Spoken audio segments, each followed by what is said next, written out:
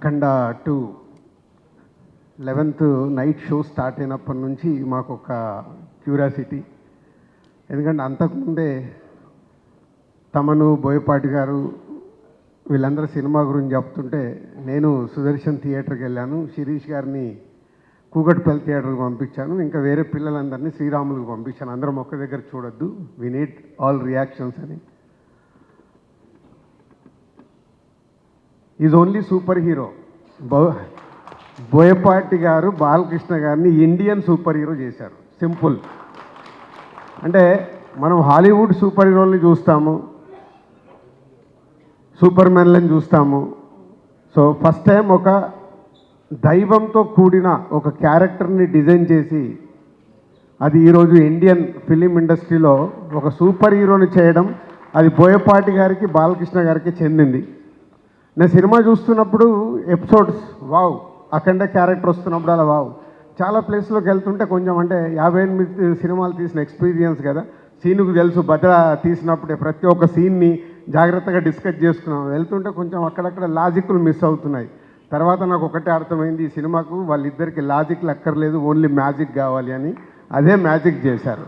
అంటే థియేటర్లో ఒక్క దగ్గర కాదు, ఆ రెస్పాన్స్ చూస్తే అంటే ప్రతి ఎపిసోడ్లో కొన్ని అద్భుతమైన షార్ట్స్ డిజైన్ చేసినప్పుడు ఆ థియేటర్కి వెళ్ళి వస్తున్న రెస్పాన్స్. ఎగ్జాంపుల్, ఒక చాపర్ పడిపోతుంటుంది, చాపర్ పడిపోతుంటే జనాలందరూ పరిగెత్తుతున్నారు. తర్వాత దాన్ని బట్టి విష్ణు చక్రం లాగా తయారు చేసినప్పుడు థియేటర్లో ఈలలు గోలలు, ఆ చాపర్ది వీల్ని. సో అలా హనుమంతుడి రూపంలో వచ్చినప్పుడు ఆ గద తీసుకొని ఏర్లో ఎగిరి కొట్టినప్పుడు హనుమంతుడిని ఫామ్ చేసి వావ్. ఇలాంటి ప్రతి ఒక్క ఎపిసోడ్లో డైరెక్టర్ బాలకృష్ణ గారిని, ఈ అఖండ క్యారెక్టర్ని అద్భుతంగా చూపించి ఈరోజు సినిమా అద్భుతమైన సక్సెస్ కావడానికి main reasons. Sir cinema release అయింది మొదటి రోజు రకరకాలుగా మాట్లాడుతున్నారు, నేను ఎవరికి ఫోన్లు చేయలే. ఈవెన్ బాలయ్య గారికి, బోయపాటి గారు కూడా నేను ఆ రోజు ఫోన్ చేయలే మొదటి రోజు. I want study total cinema. Friday second shows everywhere ఉధృతం అన్న తర్వాతే నేను అందరికీ ఫోన్లు చేసి మాట్లాడడం జరిగింది.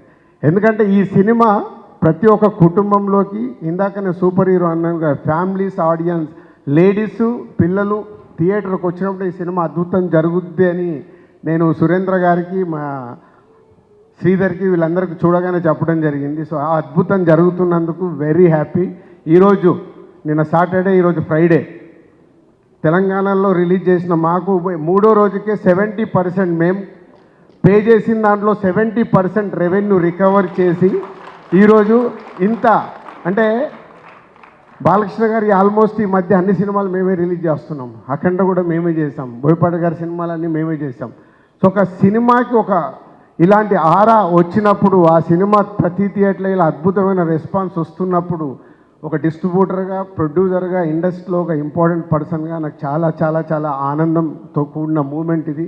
Thank you Seenu, thank you Balayya garu and old team, all technicians, Ram Lakshman garu. మీ ప్రతి ఒక్క ఫైట్లో ఒక అద్భుతమైన ఎమోషన్. సీను కంపల్సరీ ఎమోషన్ పట్టుకుంటాడు. ఇంటర్వెల్ షాట్లో వారిని లేపి హారతి ఇచ్చేటప్పుడు థియేటర్ మొత్తం ఊగిపోయింది.